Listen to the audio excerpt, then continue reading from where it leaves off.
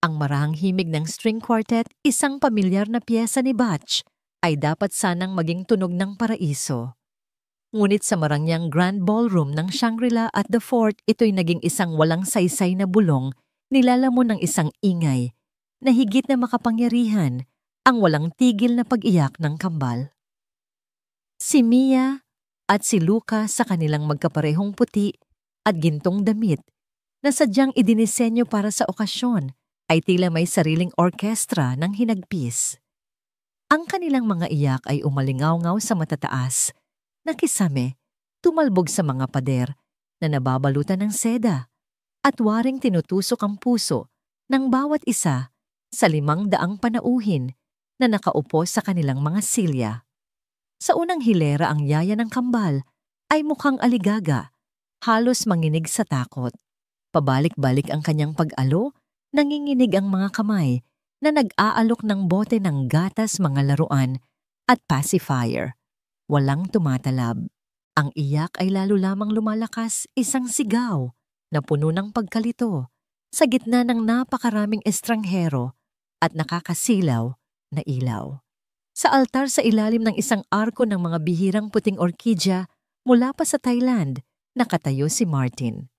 Ang pawis ay nagsimulang mamuo sa kanyang noo at likod dumidikit sa mamahaling barong Tagalog na isinusuot niya. Ito na ang 5 beses na sinulyapan niya ang kanyang Patek Philippe na relo. Kagagaling lang ng seremonya, ngunit parang guguho na ang lahat. Patigilin mo yan. Isang mahinang sit-sit ang tumama sa kanyang tainga. Si Bianca, ang kanyang mapapangasawa, isang perpektong pangitain sa kanyang custom-made na Vera Wang gown. Ang kanyang buhok ay walang kamali-mali. Ang kanyang mukha ay isang obra maestra ng makeup. Ngunit ang mga asul niyang mata, na dapat sana'y kumikinang sa kaligayahan, ay nagliliyab ngayon sa galit. Ang kanyang nangngiti ay isang manipis na linya, isang pagtatanghal para sa mga bisita. Miss Bianca, sinusubukan ko po. Nagsimulang mga tuwira ng yaya. I don't care, alisin mo sila dito. Ngayon din, malakas na bulong ni Bianca sapat na para marinig ng mga nasa unang 3 hilera. Natigilan ang pari, hindi sigurado kung dapat bang magpatuloy. Ang mga bisita ay nagsimulang magbulungan, hindi mapakali sa kanilang mga upuan. Ang mga ice sculpture ng mga sisne sa bawat sulok ng silid ay dahan-dahang natutunaw, tila lumuluha kasama ng kambal. Tumingin si Martin mula sa kanyang umiiyak na mga anak patungo sa kanyang magandang nobya. 1 taon. 1 taon na ang nakalipas mula nang pumanaw ang kanyang unang asawang si Aurora sa panganganak. 1 taon ng pagluluksa at pagkalito. Akala niya si Bianca ang magiging bagong simula. Ngunit habang tinitingnan niya ang tigas sa panga nito at ang pagkasuklam sa mga mata nito para sa kanyang mga anak, isang malamig na takot ang gumapang sa kanyang dibdib. Mula sa likuran ng ballroom malapit sa service area, pinapanood ni Joy Johnson ang lahat habang nag-aayos ng mga champagne flute para sa toast. Sa edad na 23, isa siyang part-time banquet server para matustusan ang kanyang pag-aaral sa kursong Early Childhood Education. 2 beses na siyang sinaway ng kanyang supervisor dahil sa pagtitig sa mga bisita, ngunit hindi niya mapigilan. Kawawa naman yung mga bata, bulong niya sa sarili. Overwhelmed sila. Nakita niya kung paano lalong lumakas ang iyak ng kambal nang maramdaman nila ang tensyon sa paligid. Ang ngiti ni Bianca ay tuluyan ng naglaho. Bumaba si Martin mula sa altar. Ako na. Alok niya akmang kukunin ang isa sa mga anak. Huwag. Mabilis na hinawakan ni Bianca ang braso niya. Malulukot ang suot mo. Sabihin mo sa kanya na ilabas sila hanggang matapos to. Natigilan si Martin.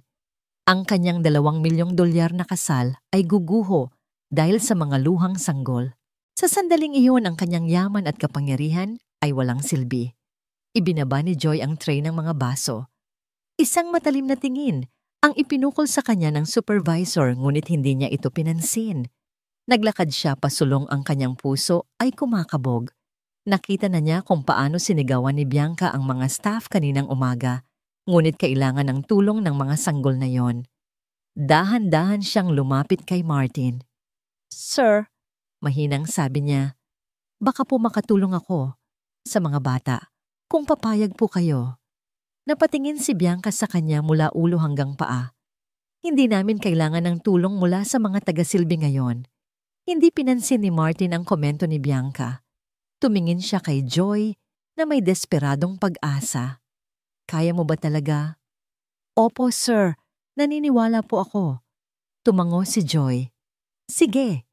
Sabi ni Martin, ang kanyang boses ay nagpapakita ng kaluwagan. "Please try." Nanlaki ang bibig ni Bianca sa gulat ng senyasan ni Martin ang yaya na ibigay ang mga bata kay Joy. Walang pag-aalinlangan lumapit ang dalaga. "Akin na po." Sabi niya sa litong yaya na agad namang ibinigay ang parehong umiiyak na sanggol. Sa mga sanay na kilos kinarga ni Joy ang kambal idinikit sa kanyang dibdib. Lumingalinga siya at nakita ang isang silk table runner sa isang bakanting mesa ng dekorasyon. "Pakikuha po niyan." Pakiusap niya sa isang katabing waiter.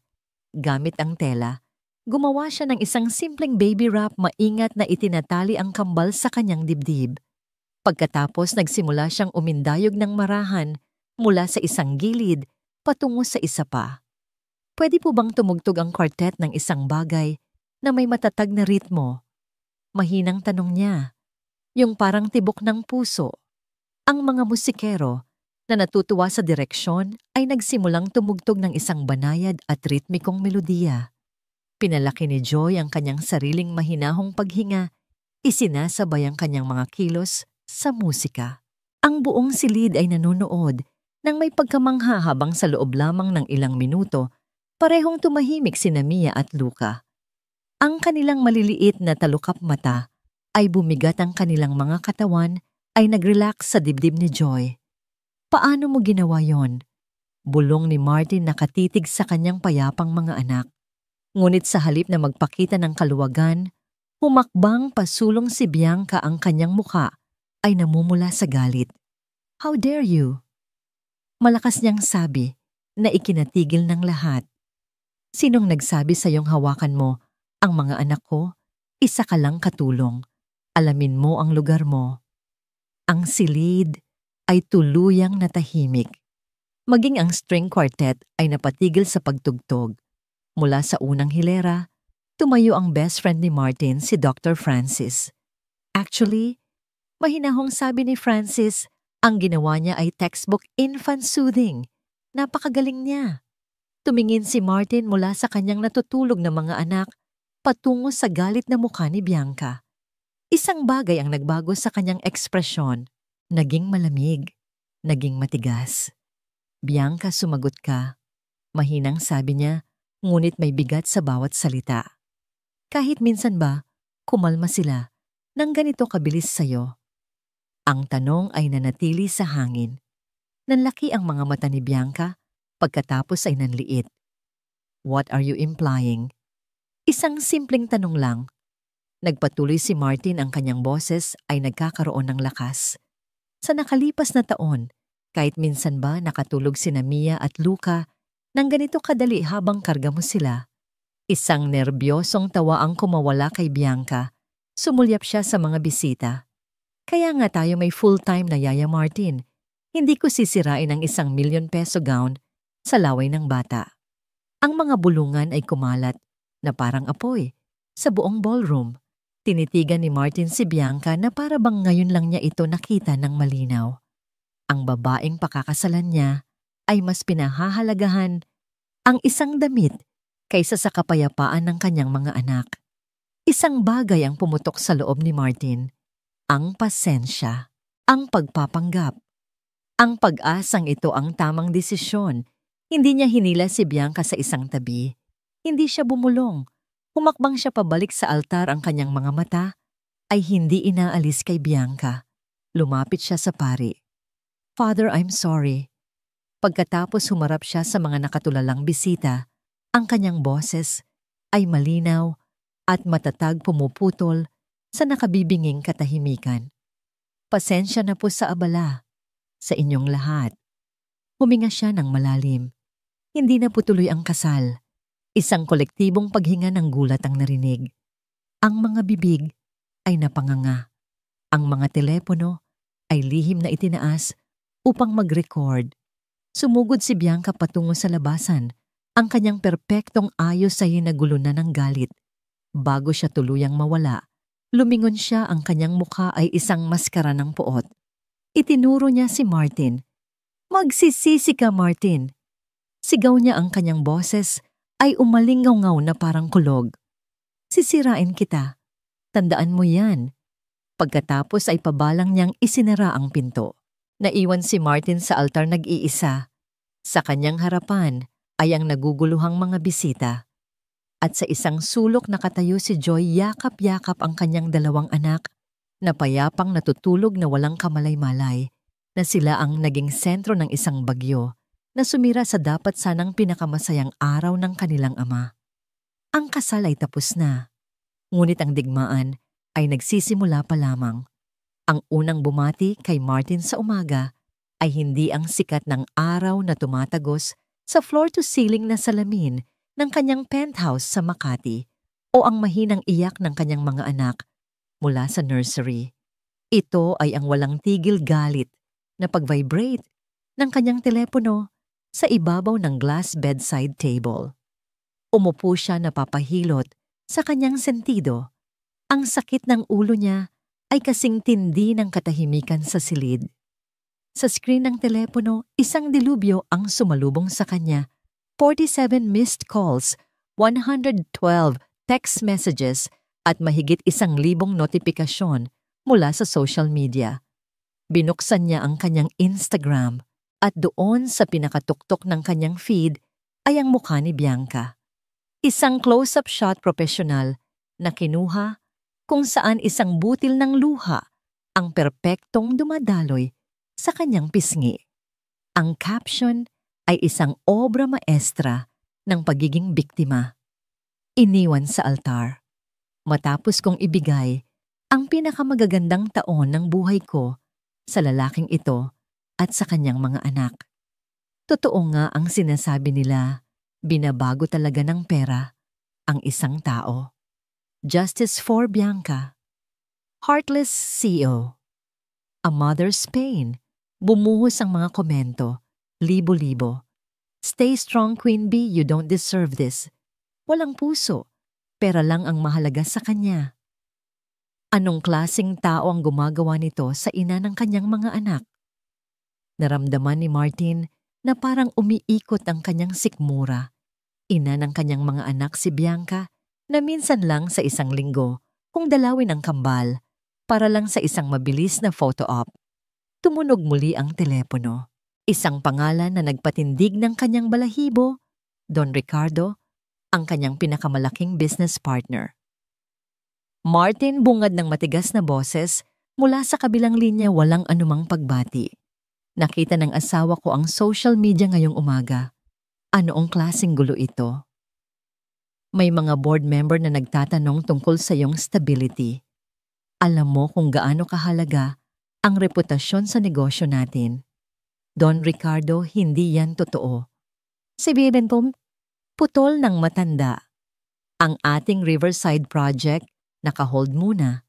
We need to manage this crisis. Bago pa man makasagot si Martin, ibinaba na ang tawag. Kasabay ng pag-click ng telepono, isang yak ang umalingaw-ngaw mula sa baby monitor. Tapos isa pa. Sabay na. Nagmamadali siyang pumasok sa nursery. Sina Mia at Luca ay parehong nakatayo sa kanilang mga kuna. Ang kanilang mga muka ay pula sa pag-iyak.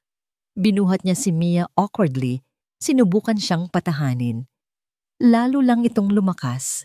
Si Luca, na nasa kuna pa, ay sumabay sa buong lakas. Pumasok ang yaya, mukhang balisa. Sir Martin, kailangan ko po kayong makausap. Mamaya na, Miss Melds. Nagwawala sila. Kinuha ng yaya si Mia mula sa kanya mahusay na tiningnan ang diaper nito. Parte po ito ng kailangan kong sabihin. Magre-resign na po ako. Napatingin si Martin sa kanya. Ano nga ngayon pa? Pasensya na po, sir. Hindi ko po kayang masangkot sa ganitong sitwasyon. Kilala ni Miss Bianca ang lahat sa childcare community. Nag-post na po siya na pinagtaksilan siya ng sarili niyang staff. Kailangan ko pong maghanap ng ibang trabaho. Napahila mo si Martin. Doblehin ko ang sahod mo.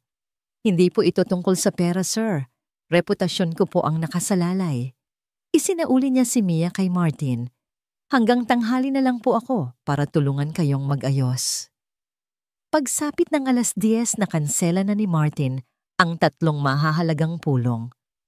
Sinusubukan niyang palitan ang diaper ni Luca habang kausap sa telepono ang kanyang abogado. Inaakusahan niya akong abusive ngayon. Sabi niya, hirap na hirap sa mga adhesive tab. Habang kinakabit ang diaper, biglang sumuka si Luca. Tumatama sa mamahalin niyang t-shirt. Hold on, sabi niya sa abogado, ibinababa ang telepono. Kinuha niya ang tuwalya pakiramdam na para siyang nalulunod. Ang malawak na penthouse na dati simbolo ng kanyang tagumpay ay tila isang kulungan ngayon, puno ng ingay at amoy ng maasim na gatas. Ang kanyang mga anak na dapat sana'y biyaya ay tila mga estrangherong hindi niya maintindihan. Tumunog muli ang telepono, ang kanyang assistant. Lisa, not now.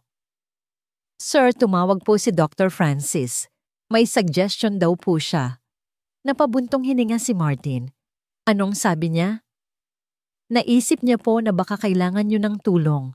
Dapat ko na po bang kontakin yung babae sa hotel kahapon, yung tumulong sa kambal? Tumingin si Martin kay Mia na namumula ang mukha sa iyak at kay Luca na nagsisimula na namang umiyak sa sahig. Isang imahe ang pumasok sa isip niya, isang babaeng may mahinahong muka, hawak ang kanyang 2 anak. At sa isang iglap ang bagyo ay naging kapayapaan. Isang desperadong desisyon ang kanyang ginawa. Yes, sabi niya ang kanyang boses ay pagod na. Hanapin mo siya. Offer her whatever it takes.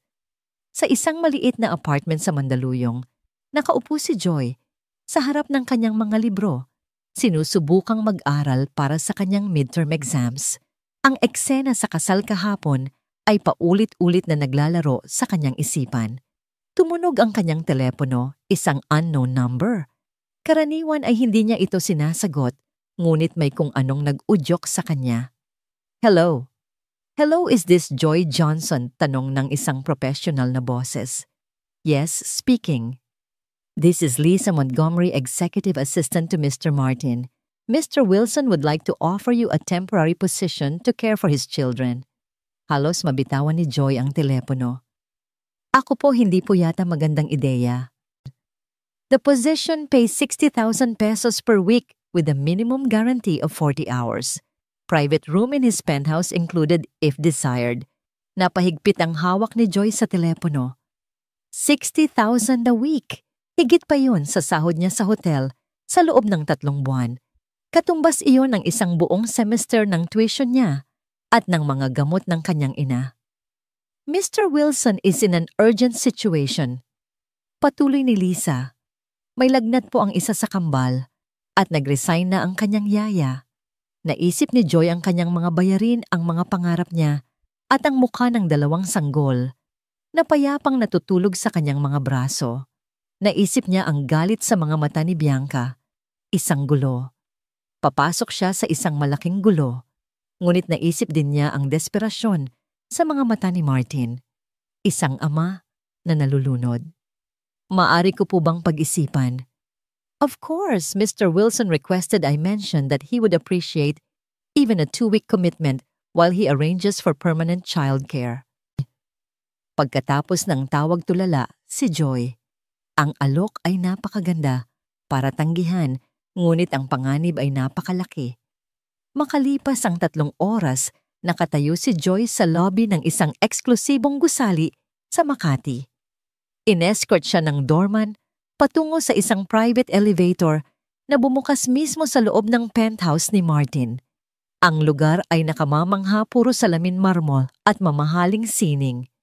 Ngunit agad napansin ni Joy Ang kakaibang pakiramdam. Ang lugar ay malamig.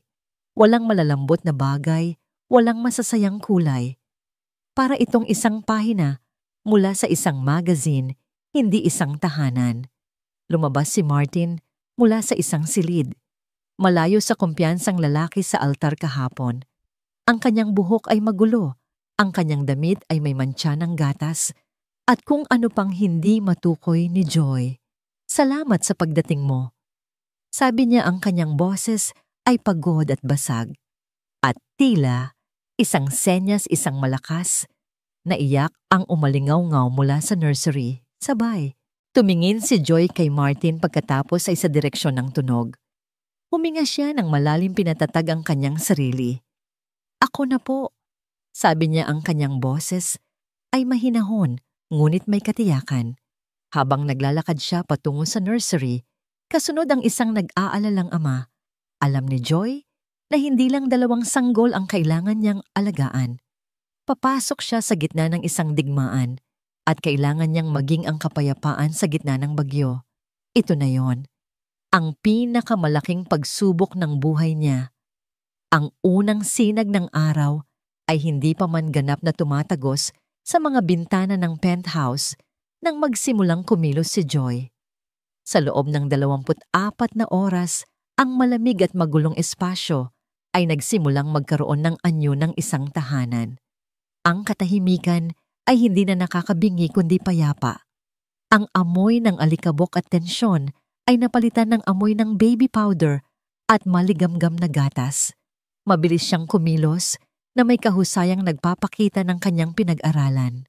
Ang nursery na dati maganda lang tingnan, ngunit hindi praktikal ay kanyang binago. Ang changing table ay nilagyan niya ng mga basket na naglalaman ng lahat ng kailangan, diapers, wipes, cream, lahat abot kamay. Ang mga kuna ay inilayo niya sa ihip ng aircon. Ang mga mamahaling laruan na palamuti lang ay ibinaba niya sa sahig para mapaglaruan. Pagsapit ng umaga, isang makulay na chart ang nakadikit na sa refrigerator, isinulat sa malinis na sulat kamay ni Joy. Luntian para sa oras ng pagkain, asul para sa tulog, dilaw para sa laro, at lila para sa oras ng paliligo. Isang simpleng sistema sa gitna ng komplikadong buhay. Napahinto si Martin sa may pintuan ng kusina, hawak ang isang tasa ng kape, at pinanood si Joy na mahusay na pinapakain si Mia habang si Luca ay masayang naglalaro sa kanyang playpen. Sa unang pagkakataon, mula noong kanselahin ang kasal, nakaramdam siya ng isang sandali ng kapayapaan. Salamat, mahinang sabi niya. Ngumiti lang si Joy, isang maliit na ngiting nagpapahiwatig ng pag-unawa. Ngunit ang kapayapaan ay marupok. Pagsapit ng hapon, isang hindi inaasahang tunog ang bumasag dito ang doorbell. Nagkatinginan sila ni Martin. Wala siyang inaasahang bisita. Maria, pakitingnan kung sino yan. Utos ni Martin sa kasambahay. Bumalik si Maria na may bakas ng pag-aalala sa mukha. Sir Martin, nandito po si Doña Rosario. Ang pangalan ay tila nagpabigat sa hangin. Nakita ni Joy ang pagbabago sa mukha ni Martin, isang pagkunot ng noo, isang pag-igting ng panga. Bago pa man siya makapagsalita, isang babae na nasa mga 60 anyos ang pumasok sa sala. Si Doña Rosario ay larawan ng lumang yaman at kapangyarihan, nakasuot ng isang eleganteng bestidang lino at mga perlas tuwid, ang kanyang likod at matalim ang kanyang mga mata. Sinuri niya ang buong penthouse mula sa sahig na gawa sa marmol hanggang sa mga painting sa pader, at ang kanyang tingin ay huminto kay Joy na karga-karga si Mia. Ang kanyang mga mata ay malamig mapanuri at walang bakas ng init. Sino ito? Tanong niya. Ang kanyang boses ay kalmado, ngunit may bigat, hindi nakatingin kay Joy, kundi kay Martin. Siya ay si Joy Doña, ang bagong tagapag-alaga ng kambal. Paliwanag ni Martin. Lumapit si Doña Rosario, hindi para batiin si Joy, kundi para suriin ang kanyang apo. Hinaplos niya ang pisngi ni Mia, ngunit ang kanyang mga mata ay nanatili kay Joy. Masyadong malamig ang aircon para sa mga bata. Magkakasipon sila. Saktong-sakto lang po ang temperatura, ma'am, para maiwasan ang heat rash. Magalang na sagot ni Joy. Isang bahagyang pagtaas ng kilay ang tanging reaksyon ni Doña Rosario. Naglakad siya patungo sa nursery na tila siya ang nagmamay-ari ng lugar. Sinundan siya ni Joy Ramdam ang bawat mapanuring titig ng matanda sa kanyang likuran. Anong klaseng gatas ang ipinapainom mo sa kanila? Tanong niya tinitingnan ng lata sa ibabaw ng counter. Mas maganda ang brand na mula sa Europa. Ito po ang hiyang sa kanila. Ayon na rin po kay Dr. Francis. Paliwanag ni Joy. Huminto si Doña Rosario sa harap ng isang malaking naka-frame na litrato sa pader ng nursery. Ito ay ang larawan ng isang napakagandang babae. Ang mga mata nito ay kumikinang at ang ngiti ay puno ng buhay. Kamukhang kamukha niya si Mia, ang anak ko. Sabi ni Doña Rosario, ang kanyang boses ay biglang lumambot, ngunit may kasamang sakit. Si Aurora. Kung nandito lang siya, hindi magiging ganito kagulo ang lahat. Hindi niya hahayaang isang estranghero ang mag-alaga sa kanyang mga anak. Ang mga salita ay tila isang sampal, hindi lang kay Joy, kundi pati na rin kay Martin na kadarating lang sa silid. Donya, ginagawa ni Joy ang lahat para sa kanila, depensa ni Martin. Ngunit hindi siya pinansin ni Doña Rosario. Ang kanyang atensyon ay bumalik kay Joy at ang lamig sa kanyang mga mata ay mas matindi pa kaysa kanina. Hija, sabi niya, ang salita ay parang isang babala. Alam kong kailangan mo ng trabaho at kailangan ni Martin ng tulong, ngunit linawin natin ang isang bagay. Humarap siya ng buo kay Joy, ang kanyang tindig ay nagpapakita ng awtoridad na hindi matatawaran. Isa ka lang empleyado, isang pansamantalang solusyon sa isang problema. Ang mga batang ito ay may ina. Isang ina na nasa langit na nagmamasid. Huwag na huwag mong iisipin kahit isang saglit na kaya mong palitan ang lugar niya. Isang mabigat na katahimikan ang bumalot sa silid. Si Martin ay hindi makapagsalita, tila nabato sa sakit ng alaala. Si Joy ay nakatayo lang doon, karga ang anak ng babaeng hindi niya kailanman makikilala, habang dinudurog ng mga salita ng lolang, determinadong protektahan ang isang alaala. Naramdaman ni Joy ang bigat ng kanyang sitwasyon. Hindi lang isang mapaghiganting ex-fiancé ang kanyang kalaban. Hindi lang isang nagdadalamhating amo ang kanyang pinagsisilbihan. Mayroon ding isang lola, isang bantay ng nakaraan na nakatingin sa bawat kilos niya, naghihintay sa kanyang bawat pagkakamali. Ang penthouse ay biglang naging mas malamig, mas malaki, at mas mapanganib kaysa sa una niyang pagpasok. Ang hapon ay dapat sanang payapa. Ang kambal ay mahimbing na natutulog sa kanilang mga kuna para sa kanilang afternoon nap. Ang buong penthouse ay malinis at tahimik.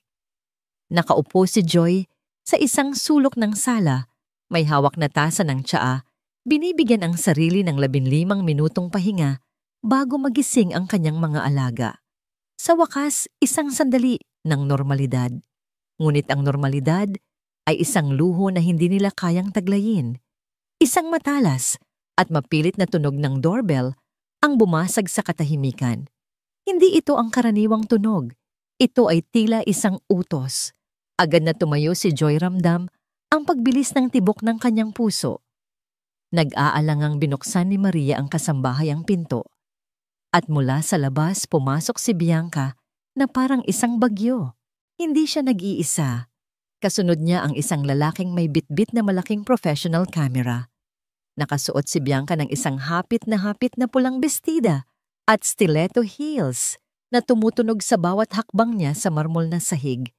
Ang kanyang mukha ay puno ng makeup, ang kanyang nangiti ay kasing tamis ng lason.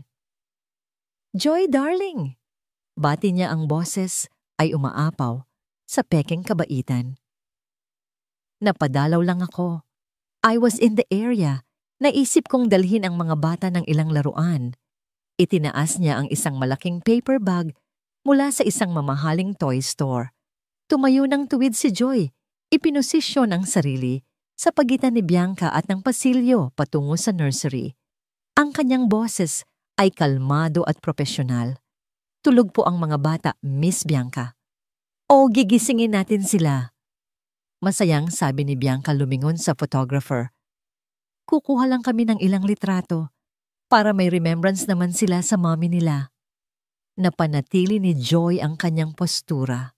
Pasensya na po, pero malinaw po ang bilin ni Sir Martin. Walang pwedeng pumasok o kumuha ng litrato ng mga bata nang wala siyang pahintulot. Ang ngiti ni Bianca ay unti-unting naglaho, napalitan ng isang mapanuyang pagtawa. Bilin instructions. Sino ka ba para sundin ang bilin niya laban sa akin? Ako ang ina. Ikaw ano ka lang ba? Lumapit siya ang kanyang taas, ay pilit na ginagamit para manliit si Joy. Isa ka lang yaya, isang katulong. Huwag mong kalimutan yan. Sinusunod ko lang po ang utos ng employer ko. Matatag na sagot ni Joy, kahit na nanginginig na ang kanyang mga kamay sa gilid.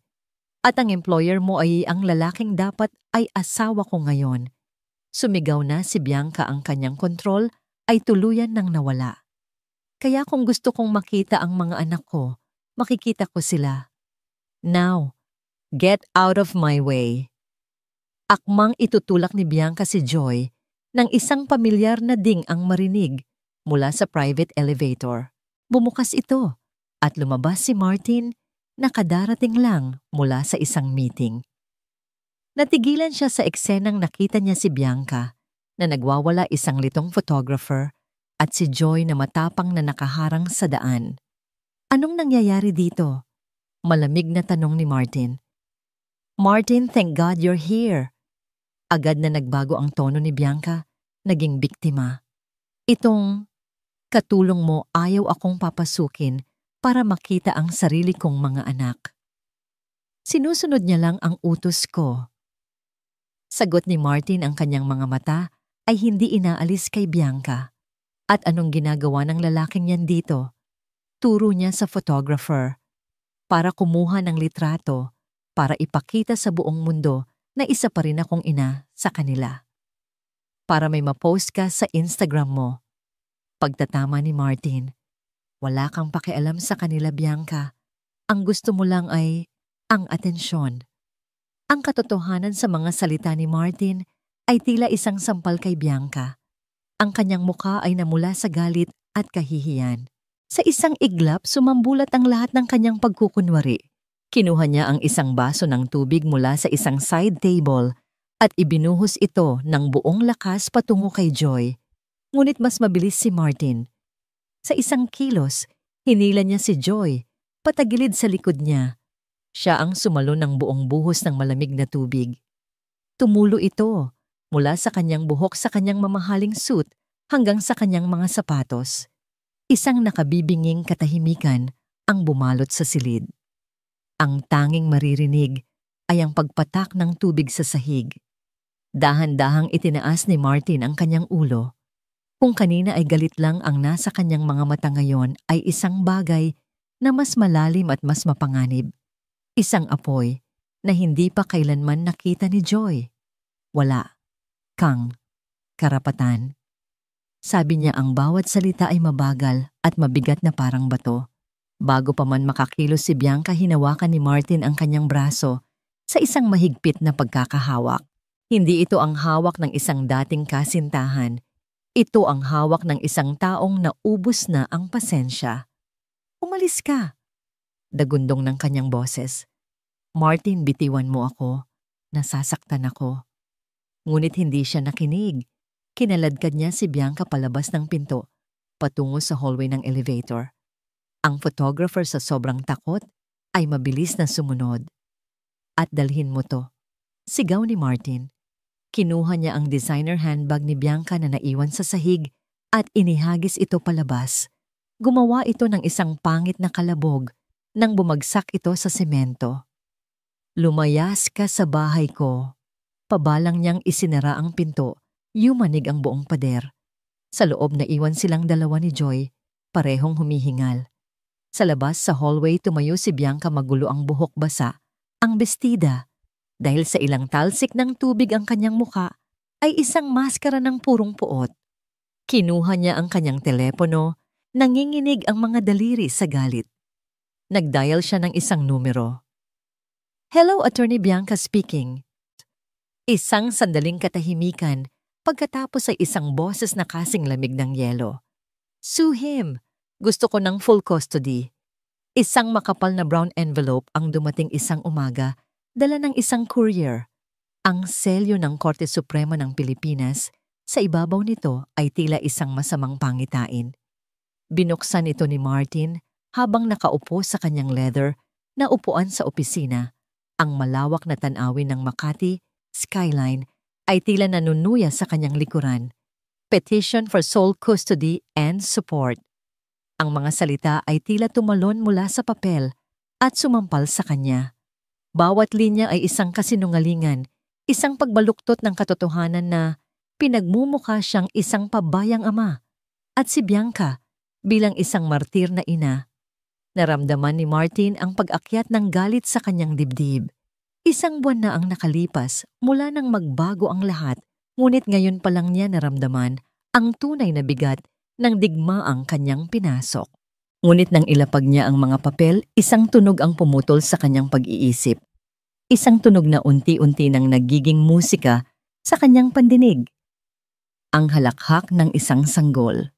Sumilip siya mula sa kanyang opisina. Sa gitna ng sala, sa malambot na playmat na inilatag ni Joy, nakaupo si Mia tuwang-tuwa, habang pinaglalaruan ni Joy ang isang makulay na puppet. Ang tawa ni Mia ay dalisay walang bahid ng kasamaan ng mundong nakapaligid sa kanila. At sa isang iglap ang mga legal na papel sa kanyang mesa ay tila nawala ng kapangyarihan. Ito ang mahalaga. Oras na po ng paliligo. Anunsyo ni Joy ngumingiti. "Ako na."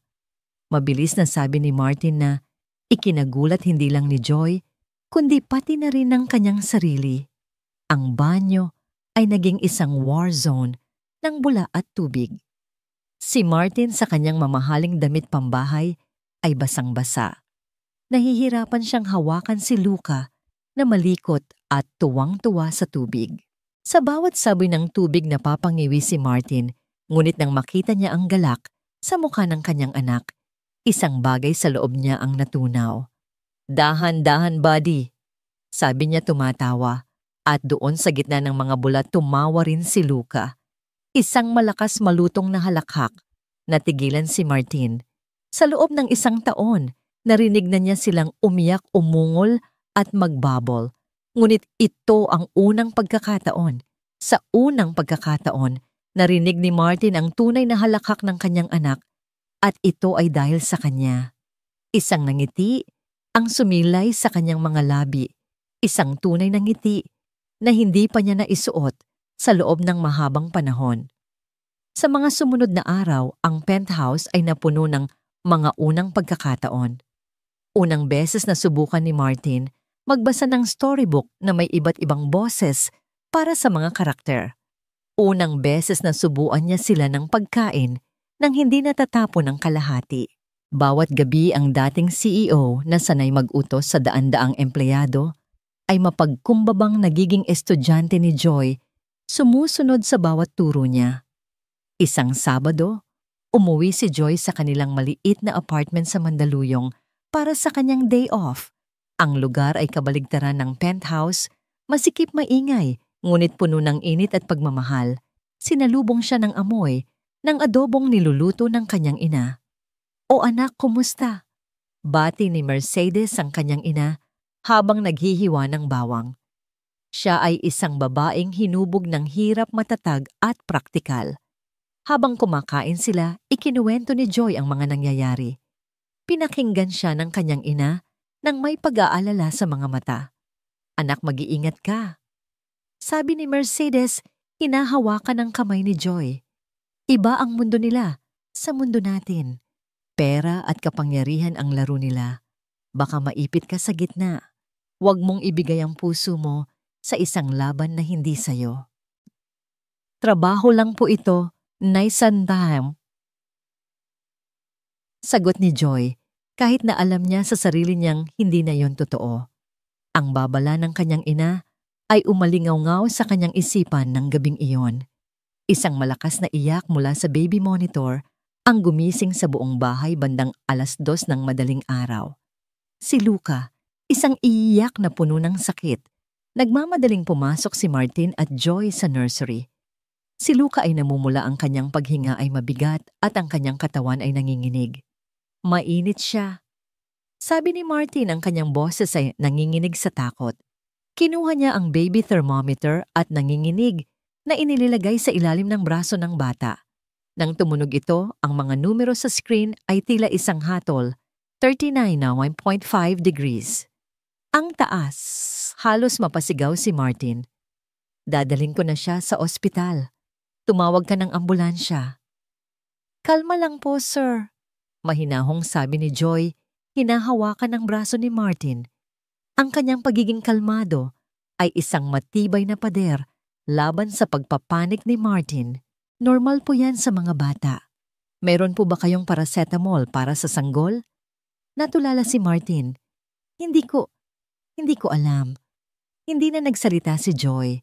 Mabilis siyang pumunta sa kusina. Binuksan ang mga cabinet hanggang sa mahanap niya ang gamot. Kumuha siya ng maliit na planggana na may maligamgam na tubig at isang malinis na bimpo. Sa mga sumunod na minuto, si Joy ang naging general. Inutusan niya si Martin na hubaran si Luca para hindi ito makulob sa init. Maingat niyang pinainom ng gamot ang bata. Dahan-dahan niyang pinunasan ng maligamgam na tubig ang mga singit at leeg nito para bumaba ang temperatura. Nakaupo lang si Martin sa isang silya sa sulok. Pinapanood ang lahat, pakiramdam ay ganap na walang silbi. Ang lahat ng kanyang pera, ang kanyang mga koneksyon, ang kanyang kapangyarihan, lahat ay walang kwenta sa harap ng lagnat ng kanyang anak. Ang tanging mahalaga sa sandaling iyon ay ang babaeng mahinahon at may kaalamang gumagalaw sa silid. Makalipas ang 1 oras, unti-unting bumaba ang lagnat. Si Luca ay payapa. Nang natutulog sa kanyang kuna, humihinga ng normal. Nakatayo silang dalawa sa tabi ng kuna. Sa dilim, ang tanging ilaw ay mula sa isang maliit na nightlight. Pareho silang pagod.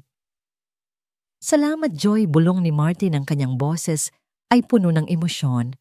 Tumingin siya kay Joy, hindi bilang kanyang amo, kundi bilang isang taong lubos na humahanga. Hindi ko alam ang gagawin ko kung wala ka. Tumingin din si Joy sa kanya. Sa ilalim ng malambot na ilaw, nawala ang mga hangganan sa pagitan nila. Hindi na siya ang yaya at hindi na siya ang amo. Sila ay 2 taong magkasamang pinagdaanan ng isang krisis. Isang kuryente ang tila dumaloy sa pagitan nila, isang pag-unawa na mas malalim pa sa mga salita. Isang bagay ang nagsimulang mamuo sa tahimik na silid. Ngunit kasing bilis ng pagdating nito, ito'y nawala. Si Joy ang unang umiwas ng tingin. Trabaho ko po yun, sir. Mahinang sabi niya, ibinabalik ang pader sa pagitan nila. Sige po, kailangan ko na pong magpahinga. Mabilis siyang lumabas ng silid.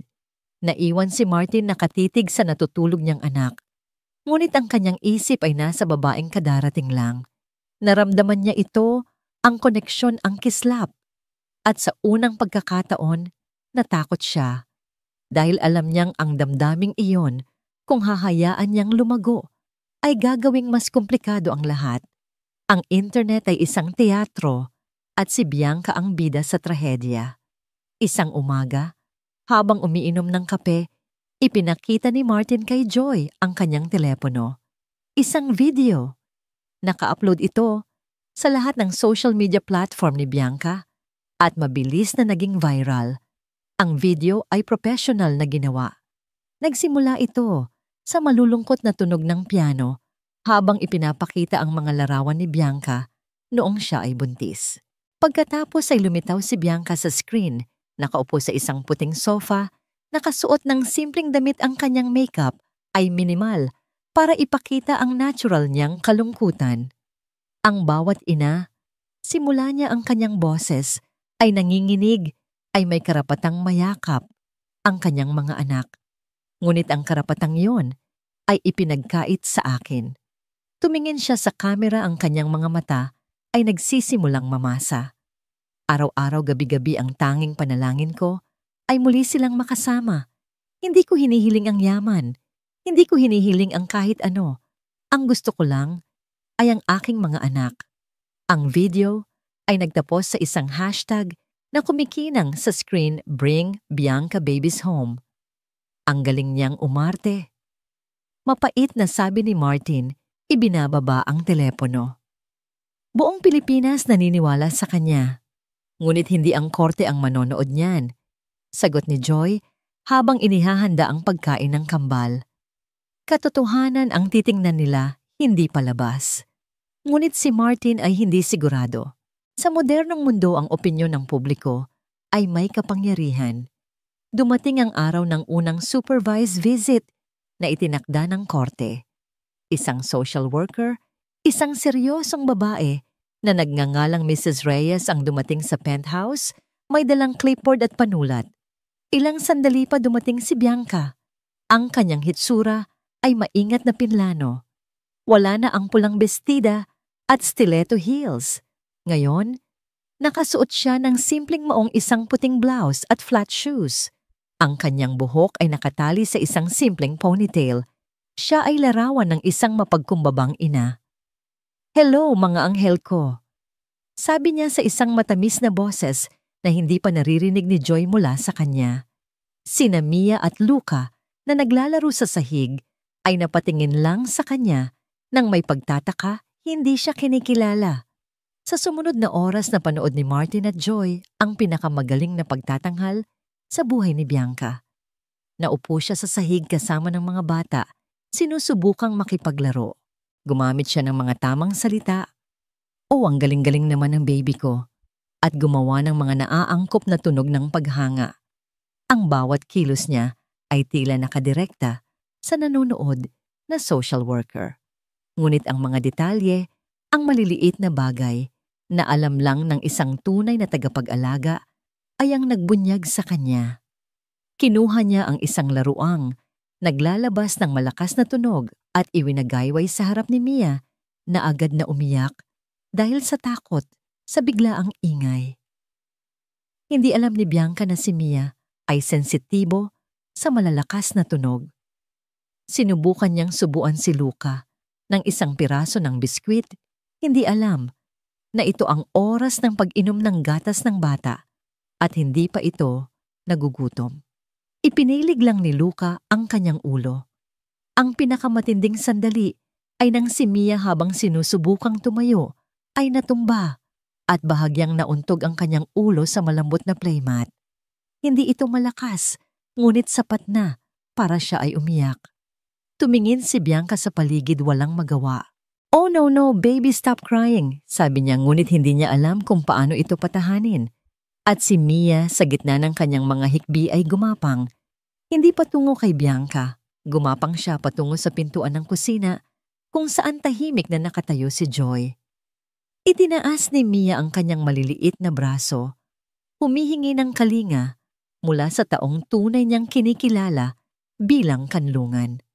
Isang bahagyang pagtaas ng kilay mula kay Mrs. Reyes ang tanging senyales na napansin niya ang lahat. Isinulat niya ang isang bagay sa kanyang clipboard. Pagkatapos ng eksaktong 1 oras, tumayo si Bianca at nagpaalam. Ngunit bago umalis, kailangan daw muna niyang gumamit ng banyo. Pumunta si Martin sa kusina para kumuha ng isang basong tubig, sinusubukang pakalmahin ang kanyang sarili. Habang dumadaan siya sa guest bathroom malapit sa sala, narinig niya ang boses ni Bianca. Mula sa loob, bahagyang bukas ang pinto. "Oo naman, okay ang lahat," sabi niya sa kausap sa telepono. Ang kanyang boses ay hindi na matamis, kundi matalas at puno ng pagmamataas. "Ano ang akala mo sa akin, tanga? Alam ko kung anong eksaktong gagawin para ma-impress ang matandang social worker na..." Yon. Natigilan si Martin nakikinig. Look, kailangan ko lang panindigan. To hanggang sa hearing. Patuloy ni Bianca. Kapag nanalo na ako, kukuha tayo ng bagong yaya. Kailangan ko lang magmukhang Mother of the Year hanggang pumirma ang judge. Isang sandaling katahimikan. Pagkatapos ay isang tawa. Hindi clueless pa rin siya. Ganoon pa rin si Martin laging gustong maniwala sa kabutihan ng lahat. Masyadong madali. Napaatras si Martin mula sa pinto, isang malamig na pakiramdam ang gumapang sa kanyang buong katawan. Hindi ito galit. Ito ay isang bagay na mas masahol, isang ganap na pagkadurog ng anumang natitirang pag-asa na baka may katiting na katotohanan sa pagbabago ni Bianca. Nang lumabas si Bianca mula sa banyo, ang kanyang mukha ay muling puno ng isang matamis ng ngiti. Sige, aalis na ako. See you next week, mga anak ko. Sabi niya kumakaway sa kambal na hindi naman nakatingin sa kanya. Pagkaalis ni Bianca at ng social worker, isang mabigat na katahimikan ang naiwan. Tumingin si Martin kay Joy. Narinig ko, sabi lang niya. Narinig ko ang lahat. Ang mga mata ni Joy ay napuno ng awa, hindi para kay Bianca, kundi para kay Martin at sa mga batang walang kamalay-malay. Kailangan nating manalo dito, Joy. Sabi ni Martin, ang kanyang boses ay halos isang bulong. Hindi para sa akin, para sa kanila. Hindi ko hahayaang mapunta sila sa isang babaeng ang tingin sa kanila ay isang premyo lang. Tumingin si Joy sa mga bata na masayang naglalaro ligtas sa loob ng kanilang maliit na mundo. Sa sandaling iyon, ang babala ng kanyang ina ay nawalan ng saysay. Hindi na ito isang laban na hindi sa kanya. Ngayon, laban na rin niya ito. Sa rekomendasyon ni Dr. Francis na pagdesisyonan ni Martin at Joy, na ilista ang kambal sa isang maliit eksklusibong daycare center malapit sa opisina ni Martin para masanay silang makisalamuha sa ibang bata. Paliwanag ng doktor. Maganda iyon para sa kanilang social development. Ang Bright Beginnings ay isang lugar na tila kinuha mula sa isang pangarap. Makukulay ang mga paderligtas, ang mga laruan, at ang mga guro ay may malalambot na boses at tunay na pagmamahal sa mga bata. Ngunit para kay Joy, ang pinakamahalaga ay ang kanilang seguridad. Sa unang araw bago pa man iwan ang kambal, kinausap ni Joy ang center director, isang babaeng nasa mga 40 anyos na nagngangalang Lisa Thompson. Mrs. Thompson, magalang na sabi ni Joy, dahil po sa delikadong sitwasyon ng pamilya, mayroon po kaming ilang special security protocols na kailangang sundin. Inilabas ni Joy ang isang folder. Sa loob may mga litrato at pangalan ng 4 na tao lamang na awtorisadong sumundo sa kambal, si Martin, si Joy, si Maria na kasambahay, at si Dr. Francis para sa emergency. Bawat isa po sa amin ay may password, paliwanag ni Joy. Ito po ang sa akin, Starlight. Ibibigay po ni Sir Martin ang sa kanya mamaya. Kung may darating na hindi isa sa amin, o kung alam man ang pangalan, pero hindi alam ang password, huwag na huwag niyo pong ibibigay ang mga bata.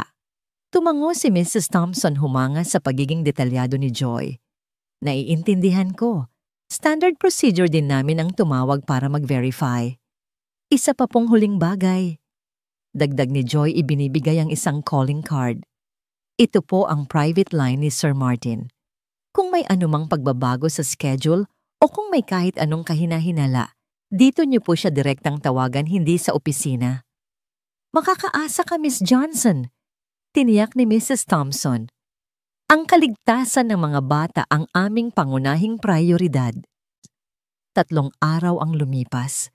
Ang kambal ay masayang-masaya sa kanilang bagong kapaligiran. Naging abala si Martin sa trabaho, ngunit sa unang pagkakataon, mayroon siyang kapayapaan ng isip, alam na ang kanyang mga anak ay ligtas at masaya. Miyerkules, nasa kalagitnaan si Martin ng isang mahalagang video conference kasama ang mga investor mula sa Singapore nang biglang magring ang kanyang pribadong telepono. Nakita niya ang pangalan sa screen, Bright Beginnings. Agad siyang nag-excuse. Gentlemen, I need to take this. One moment. Mr. Wilson, this is Lisa Thompson. Sabi ng boses sa kabilang linya may bakas ng pag-aalala. Agad na tumaas ang tibok ng puso ni Martin. Are the twins okay? They're fine, sir. Perfectly fine. Tiniyak ni Lisa. Ngunit mayroon po tayong sitwasyon dito. May isang babae po ritong gustong sumundo sa kanila. Nagpakilala siya bilang kanilang ina. Isang malamig na yelo ang tila gumapang sa ugat ni Martin. Si Bianca. Opo, may dala siyang mga dokumento mula sa korte, nagsasabing autorisado raw siya para sa emergency removal. Ngunit hindi po ito tugma sa records namin at hindi niya alam ang password. Tumayo si Martin naglalakad na palabas ng conference room. I'll be right there. Huwag ninyong ibibigay ang kambal kahit kanino. Sinusunod po namin ang protocol ni Miss Johnson, sir. Ang babae po ay naghihintay sa aking opisina. Sinabi naming kailangan naming i-verify ang lahat. Nasa elevator na si Martin. I'm 5 minutes away. Pagdating niya sa Bright Beginnings ang eksena ay puno ng tensyon. Nakita niya si Lisa Thompson na kalmadong nakaharang sa pintuan ng infant room habang si Bianca ay galit na nakikipagtalo sa hallway. This is ridiculous. Sigaw ni Bianca. Ako ang ina. Tingnan ninyo ang mga papeles na ito. May karapatan ako. Gaya po ng sinabi ko, ma'am. Mahinahong sagot ni Lisa. Ang aming policy ay nangangailangan ng beripikasyon mula sa primary guardian. Lumingon si Bianca nang marinig ang pagpasok ni Martin. Ang kanyang mukha ay agad na nagbago mula sa galit tungo sa pekeng pag-aalala. Martin, salamat at dumating ka, may hindi pagkakaunawaan dito. Sinusundo ko lang sana ang mga bata para sa kanilang check-up sa doktor. Anong check-up? Malamig na tanong ni Martin. Yung check-up kay Dr. Chen. Nag-aalangang sagot ni Bianca. Noong 1 linggo pa sila na check ni Dr. Chen, sabi ni Martin. At hindi ka autorisadong sumundo sa kanila sa anumang pagkakataon. Ang mukha ni Bianca ay muling tumigas. Ina nila ako, may karapatan ako. Patingin ng mga sinasabi mong dokumento, utos ni Martin. Inabot ni Lisa ang mga papel na ipinakita ni Bianca. Mukha itong opisyal sa unang tingin, ngunit malinaw na peke. Mali ang pirma ni Martin at ang mga petsa ay hindi tumutugma sa anumang totoong appointment. Peke to, sabi ni Martin. Lisa, may tumawag na ba sa pulis? Ang assistant ko po kanina pa noong napansin naming may mali. Kumpirma ni Lisa. Dapat ay parating na sila. Tatawagan ninyo ako ng pulis. Tila totoong nagulat si Bianca. Dahil lang sinusubukan kong makita ang sarili kong mga anak.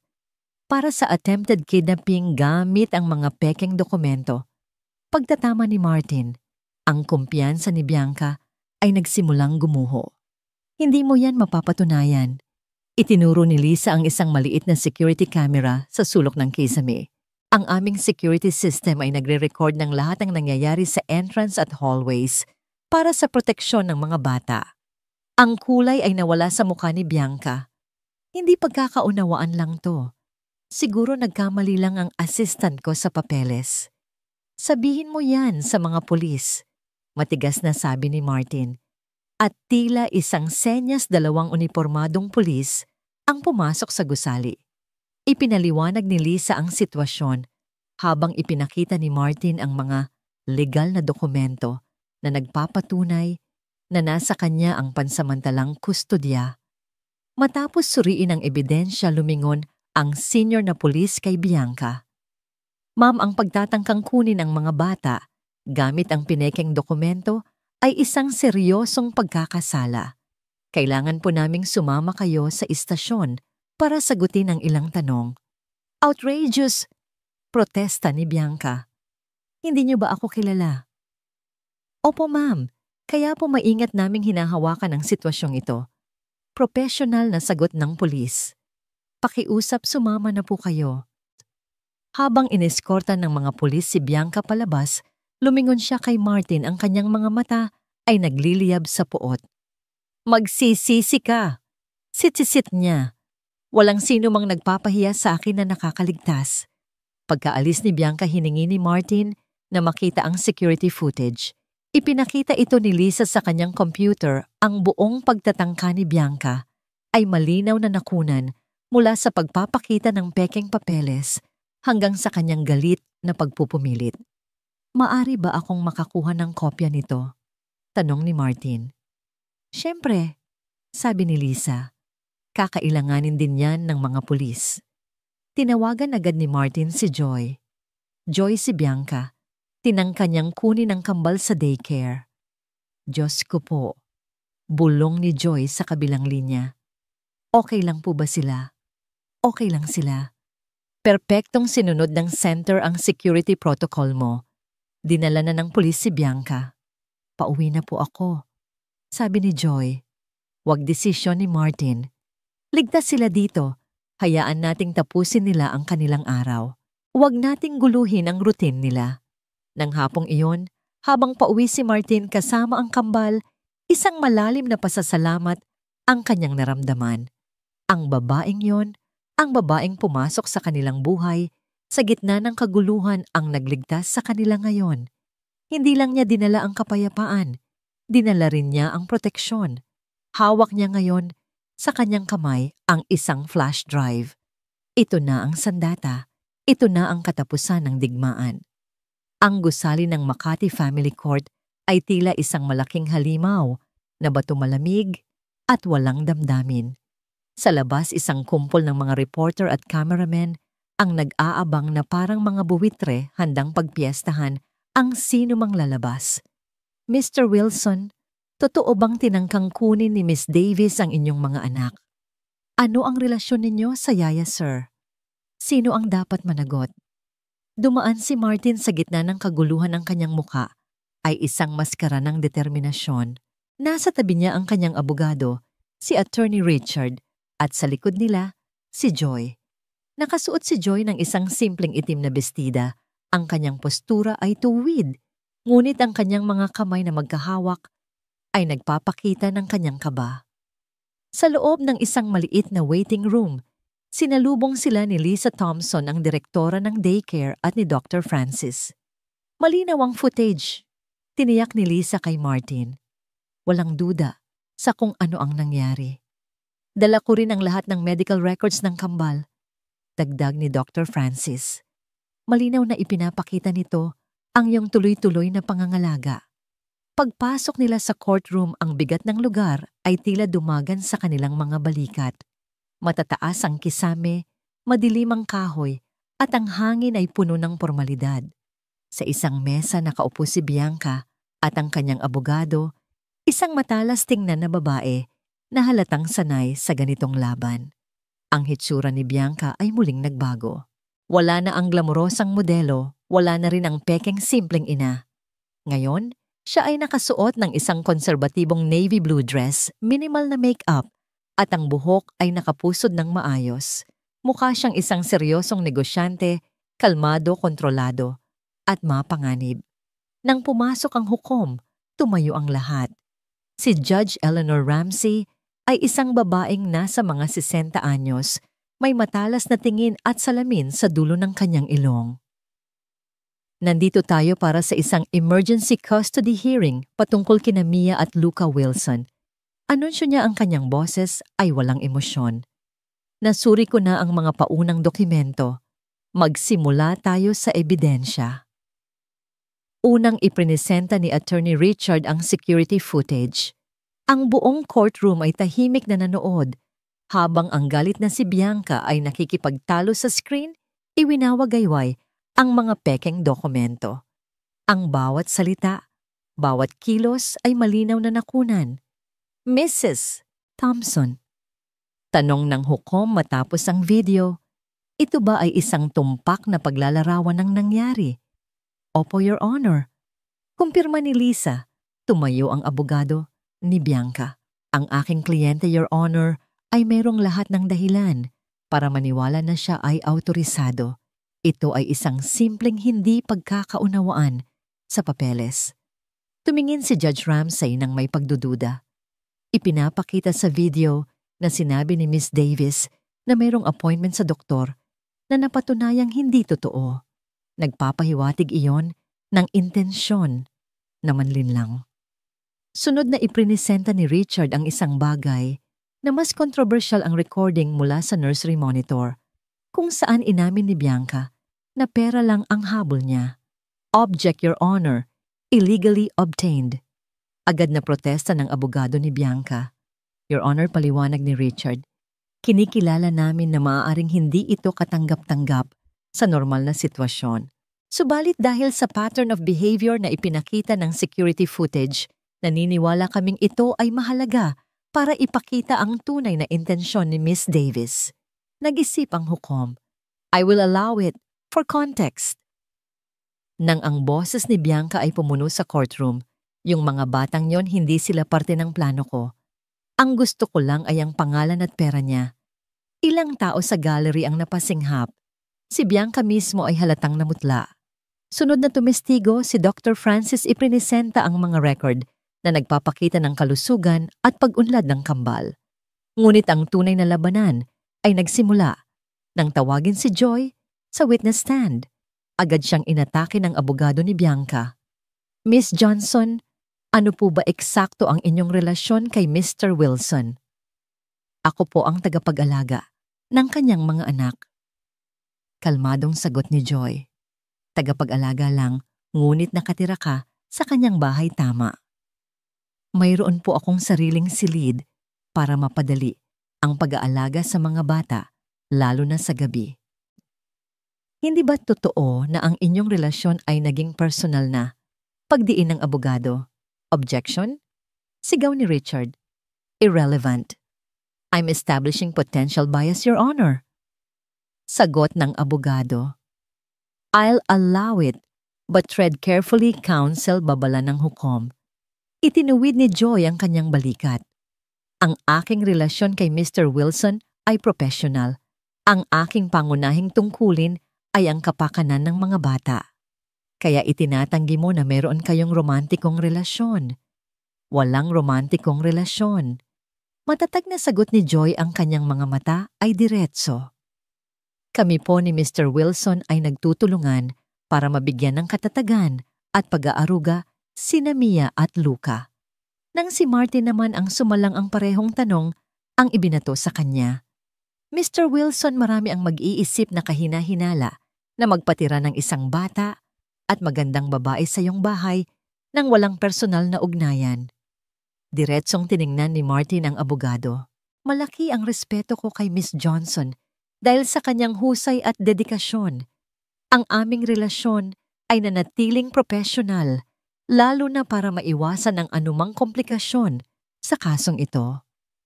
Ngunit ang pinakamatinding pagsubok ay dumating mula sa isang hindi inaasahang direksyon. Bago matapos ang araw, isang sorpresang testigo ang iprinisenta ng kampo ni Martin. The prosecution calls Doña Rosario the maternal grandmother of the children. Isang bulungan ang kumalat sa courtroom, maging si Bianca ay nagulat. Pumasok si Doña Rosario, ang kanyang presensya ay nag-utos ng katahimikan. Doña Rosario, nagsimula si Attorney Richard. Maari niyo po bang ilarawan ang nakita ninyong pag-aalaga sa inyong mga apo sa ilalim ni Mr. Wilson at Miss Johnson? Lumingon si Doña Rosario una kay Martin, pagkatapos ay kay Joy at sa huli kay Bianca. Ang kanyang tingin kay Bianca ay puno ng pagkasuklam. Noong una nagsimula siya, ang kanyang boses ay malakas at malinaw. Tutol ako sa pagkuha ng isang estranghero para alagaan ang mga apo ko. Ngunit nakita ng dalawa kong mata. Nakita ko kung paano ang isang bahay na malamig at malungkot ay naging isang tahanan. Nakita ko ang isang ama na natututong mahalin ang kanyang mga anak sa tulong ng babaeng iyon. Itinuro niya si Joy at nakita ko rin ang babaeng ito. Lumingon siya kay Bianca. Isang babaeng ang tanging alam ay umarte. Isang babaeng mas mahalaga pa ang isang damit kaysa sa kapayapaan ng mga bata. Siya ay hindi ina. Siya ay isang kahihiyan sa alaala ng aking anak. Ang mga salita ay tumama na parang kidlat. Ang abogado ni Bianca ay walang masabi. Ang patotoo ni Doña Rosario, ang huling pako sa kabaong. Matapos ang lahat ng testimonya, tumingin si Judge Ramsey sa mga papel sa kanyang harapan. Magkakaroon tayo ng maikling recess habang sinusuri ko ang lahat ng ebidensya. Anunsyo niya. Pagbalik ko, ibibigay ko ang aking desisyon. Tumayo ang lahat habang papalabas ang hukom. Naiwan sa ere ang isang mabigat na tanong. Ang kapalaran ng dalawang bata ay nasa kamay na ng isang tao. Si Martin, si Joy at si Bianca, lahat sila ay napatingin sa pintuan kung saan nawala ang hukom. Ang bawat segundo doon ng paghihintay ay isang walang katapusang pagdurusa. Ang pagbabalik ni Judge Eleanor Ramsey sa courtroom ay tila naganap sa slow motion. Ang bawat hakbang niya ay mabigat, ang bawat kaluskos ng kanyang roba ay umalingaw-ngaw sa nakabibinging katahimikan. Naupo siya, inayos ang kanyang salamin at tiningnan ang mga taong nasa harapan niya, una si Martin at si Joy, pagkatapos ay si Bianca. Ang kanyang muka ay hindi mababakasan ng anumang emosyon. Matapos kong suriin ang lahat ng ebidensya at pakinggan ang lahat ng testimonya na iprinisenta sa aking korte ngayong araw, nagsimula siya. Ang kanyang boses ay kalmado, ngunit may kapangyarihan. Handa na akong ibigay ang aking hatol. Naramdaman ni Martin ang paghigpit ng hawak ni Joy sa kanyang braso sa ilalim ng mesa. Huminga siya ng malalim, pinipilit na patatagin ang kanyang sarili. Sa kabilang panig, si Bianca ay nakaupo. Nang tuwid ang kanyang mga kamay, ay magkadikit sa ibabaw ng mesa, isang larawan ng peking kumpiyansa. Ang pangunahing konsiderasyon ng korteng ito, patuloy ng hukom, ay palaging ang kapakanan ng mga bata. Hindi ang karapatan ng ama, hindi ang karapatan ng ina, kundi kung ano ang pinakamabuti para sa emotional, mental at pisikal na kapakanan ni Mia at Luca Wilson. Tumingin siya ng diretso kay Bianca. Miss Davis, iprinisenta mo ang iyong sarili bilang isang inang biktima na pinagkaitan ng pagkakataong makasama ang kanyang mga anak. Ngunit ang ebidensya ay nagpapakita ng ibang kwento. Isa-isang inilatag ng hukom ang mga katotohanan na parang mga baraha sa isang laro ng poker. Ang security footage mula sa daycare center ay nagpapakita ng isang malinaw na pagtatangka na kunin ang mga bata gamit ang panlilinlang at mga peking dokumento. Hindi ito kilos ng isang nag-aalalang ina. Ito ay kilos ng isang taong desperado at mapanganib. Ang recording mula sa nursery monitor, bagamat kontrobersyal, ay nagbigay linaw sa motibo sa likod ng desperasyong yon. Ang iyong sariling mga salita na ang mga bata ay hindi kailanman naging parte ng iyong plano at ang iyong tanging hangad ay ang pangalan at pera ni Mr. Wilson ay nagpapakita ng isang nakakabahalang kawalan ng tunay na pagmamahal at pag-aaruga. Bawat salita ng hukom ay tila isang suntok sa sikmura ni Bianca. Ang kanyang maskara ng kumpiyansa ay unti-unting nababakbak, inilalantad ang galit at pagkasuklam sa ilalim nito.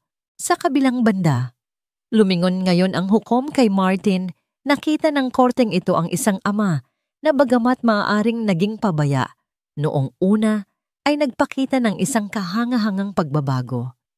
Ibinago mo ang iyong buong buhay, ang iyong trabaho, ang iyong tahanan, para unahin ang iyong mga anak.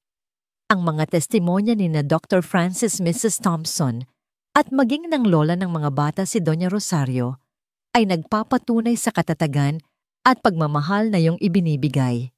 Sa wakas, inalis ni Judge Ramsey ang kanyang salamin at inilapag sa mesa. Tumingin siya sa kanilang lahat. Dahil dito, ang desisyon ng korte ay ang mga sumusunod, ang nag-iisang legal at pisikal na kustodya ni Mia at Luca Wilson ay ipinagkakaloob kay Mr. Martin. Isang kolektibong paghinga ang narinig sa panig ni Martin. Napapikit si Joy, isang butil ng luha ang tumakas mula sa kanyang mata.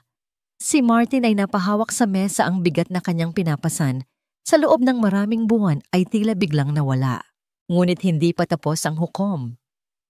Si Miss Davis, patuloy niya ay papayagang magkaroon ng supervised visitation 1 beses sa 1 linggo sa loob ng 2 oras sa isang neutral na lokasyon. Ngunit ito ay mangyayari lamang matapos niyang kumpletuhin ang isang minimum na 12 sesyon ng court-approved psychological counseling. Ang korte ay naniniwala na kailangan mong harapin ang iyong mga personal na issue bago ka maging isang ligtas at positibong presensya sa buhay ng iyong mga anak. Doon na sumabog si Bianca. Hindi. Sigaw niya biglang tumayo ang kanyang silya ay bumagsak sa sahig. This is unfair. This is completely unfair. Ako ang ina. Sa akin sila dapat. Ang kanyang mukha na kanina'y kalmado ay puno na ngayon ng puot. Ang kanyang mga mata ay nanlilisik. Itinuro niya si Martin. Kasalanan mo to. At ikaw. Lumingon siya kay Joy. Malanding ahas. Inakit mo siya. Sinira mo ang pamilya ko. Miss Davis, babala ng hukom ang kanyang boses ay matigas na parang bakal. Ngunit si Bianca ay hindi na nakikinig. Sa tingin ninyo tapos na to? Hindi pa. Sisirain ko kayong lahat. Tandaan nyo yan. 2 court security ang mabilis na lumapit at hinawakan siya sa magkabilang braso. Nagpumiglas siya sumisigaw ng mga masasakit na salita at mga banta habang kinakaladkad siya palabas ng courtroom. Ang kanyang huling sigaw ay umalingaw sa pasilyo bago tuluyang isara ang pinto. Sa loob isang nakabibinging katahimikan ang naiwan. Dahan-dahan lumingon si Martin kay Joy. Nakita niya ang luhang dumadaloy sa pisngi nito, luha ng kaluwagan ng pagod ng tagumpay. Walang salitang namutawis sa kanilang mga bibig. Sa isang kilos na hindi na pinag-isipan, hinawakan ni Martin ang kamay ni Joy. Mahigpit. Sa harap ng kanilang mga abogado, sa harap ng kanilang mga kaibigan, sa sagradong bulwagan ng hustisya. Hindi ito ang hawak ng isang amo sa kanyang empleyado. Ito ang hawak ng isang lalaki sa babaeng kasama niyang sumuong sa pinakamatinding bagyo ng kanyang buhay. Tapos na. Bulong niya. Tumango si Joy, hindi pa rin makapagsalita. Paglabas nila ng courtroom, sinalubong sila ng liwanag ng mga kamera. Ngunit sa pagkakataong ito, hindi na ito nakakasilaw. Sa halip ito ay tila isang anunsyo sa buong mundo. Natapos na ang digmaan. At sa gitna ng mga abo ng isang nasirang relasyon, isang bagong pamilya ang nagsisimulang mabuo. Ngunit habang hawak ni Martin ang kamay ni Joy, isang tanong ang nanatili sa kanyang isipan. Ngayong wala na ang banta, ngayong wala na ang kaso, ano na sila ngayon? Ang katahimikan sa pagitan nila ay puno ng mga posibilidad at ang susunod na hakbang ay mas nakakatakot pa kaysa sa anumang hatol na maaaring ibigay ng isang hukom. Makalipas ang 1 taon, ang penthouse sa Makati kasama ang mga marmol nitong sahig at malamig na salamin ay isa na lamang alaala. Ang tahanan ni na Martin ngayon ay isang bahay sa isang tahimik na subdivision sa Alabang. Hindi ito kasing laki o kasing grandyoso, ngunit meron itong isang bagay na hindi kayang bilhin ng pera, isang malawak na hardin kung saan maaaring magtakbuhan ang mga bata sa damuhan. Sa hardin na yon, sa ilalim ng isang malaking puno ng mangga na pinalamutian ng mga mumunting ilaw, isang maliit na pagdiriwang ang nagaganap. Ang kambal sina Mia at Luca ay nagdiriwang ng kanilang 2 kaarawan. Ang mga bisita ay kakaunti, ngunit piling-pili. Naroon si Dr. Francis at ang kanyang pamilya. Naroon si Lisa Thompson, ang direktora ng daycare. Naroon si Maria at ang iba pang kasambahay, hindi bilang mga staff, kundi bilang bahagi ng pamilya. Sa isang mahabang mesa, isang eksena na hindi kailanman inakala ni Martin na mangyayari sa isang dulo. Nakaupo si Doña Rosario, nakikipagtawanan kay Mia. Sa kabilang dulo, naroon si Mercedes, ang ina ni Joy, mahinhing nakikipag-usap sa asawa ni Dr. Francis, ang 2 lola, na mula sa magkaibang mundo ay nagkakasama sa iisang espasyo, pinag-isa ng kanilang pagmamahal sa kambal. Si Martin, na may suot na simpleng polo shirt at maong ay pinanood ang lahat mula sa malayo. Hawak niya ang isang baso ng alak ngunit ang kanyang mga mata ay nasa isang tao lamang. Si Joy. Nakasuot siya ng isang simpleng puting bestida, ang kanyang buhok ay nakalugay. Karga-karga niya si Luca habang tinutulungan itong hipan ang mga bula mula sa isang bubble machine. Ang kanyang tawa ay sumasabay sa hangin, isang tunog na naging paboritong musika ni Martin. Ang landas mula sa courtroom patungo sa hardin na ito ay hindi naging madali. Matapos ang kaso, isang awkward na katahimikan ang namagitan sa kanila. Ang propesyonal na linya na kanilang maingat na iningatan ay biglang nawala at hindi nila alam kung paano kikilos. Siya pa rin ang amo, siya pa rin ang empleyado. Ngunit ang kanilang mga puso ay may ibang sinasabi. Isang gabi matapos matulog ang mga bata, buong tapang na kinausap ni Martin si Joy. "Ayokong maging amo mo pa, Joy," sabi niya. "Pero natatakot akong mawala ka sa buhay namin. Kailangan kong tapusin ang pag-aaral ko, Martin." Sagot ni Joy, ang kanyang boses ay tapat. "Kailangan kong magkaroon ng sarili kong pagkakakilanlan malayo sa anino mo, malayo sa pagiging yaya ng mga anak ni Martin." Naintindihan ni Martin at sa halip na pigilan siya, sinuportahan niya. Ipinagpatuloy ni Joy ang kanyang trabaho, ngunit may bagong kasunduan. 2 beses sa isang linggo, isang pansamantalang yaya ang pumapalit sa kanya para makapasok siya sa kanyang mga klase sa gabi. Binayaran ni Martin ang kanyang buong tuition, hindi bilang isang amo, kundi bilang isang kaibigan na naniniwala sa kanyang mga pangarap. Ang kanilang relasyon ay dahan-dahang nabuo, hindi sa loob ng penthouse, kundi sa mga simpleng sandali. Sa mga hapunan pagkatapos ng klase ni Joy, kung saan pinag-uusapan nila ang lahat, maliban sa mga bata. Sa mga paglalakad, sa parke tuwing linggo, kung saan sila ay mukhang isang ordinaryong pamilya. Sa mga text message sa gabi, hindi tungkol sa schedule ng kambal, kundi tungkol sa kanilang mga araw. Si Bianca, pagkatapos ng kanyang court-mandated therapy, ay nagbago rin. Ang mga unang supervised visit ay puno ng tensyon, ngunit unti-unti natutunan niyang makipag-ugnayan sa mga bata nang walang pagkukunwari. Isang araw, nagpadala siya ng isang maikling sulat kay Martin. "Pinatawad na kita, Martin, pero ang mas mahalaga, sinusubukan kong patawarin ang sarili ko. Salamat sa pagiging mabuting ama sa kanila." Hindi na niya tinangkang guluhin ang kanilang buhay. Ngayon, sa gitna ng pagdiriwang, lumapit si Martin kay Joy. "Masaya ka ba?" tanong niya. Ngumiti si Joy, isang nangiti na umabot sa kanyang mga mata. "Sobra. May kulang pa," sabi ni Martin. Kinuha niya ang kamay ni Joy at dinala sa isang tahimik na sulok ng hardin, malayo sa mga bisita. Mula sa kanyang bulsa, kinuha niya ang isang maliit na kahon. "Hindi ito mamahalin. Gawa ito sa kahoy. Hindi ako lumuhod," sabi niya, bahagyang nahihiya. Dahil hindi ito isang panukala na parang galing sa pelikula. Ito ay isang tanong sa pagitan nating dalawa. Binuksan niya ang kahon. Sa loob, isang simpleng singsing na may isang maliit na brilyante.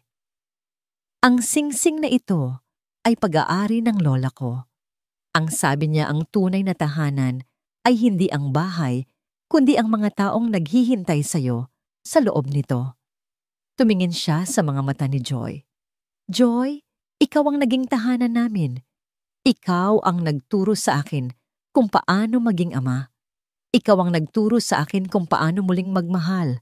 Gusto mo bang opisyal na maging tahanan namin habang buhay?" Ang mga luha ay nagsimulang mamuo sa mga mata ni Joy. Hindi ito luha ng kalungkutan o ng pasasalamat. Ito ay luha ng purong kaligayahan. "O naman," bulong niya. "Matagal na." Isinuot ni Martin ang singsing sa kanyang daliri. At doon sa ilalim ng puno ng mangga sa gitna ng mga halakhak ng kanilang mga anak, Sila ay naghalikan.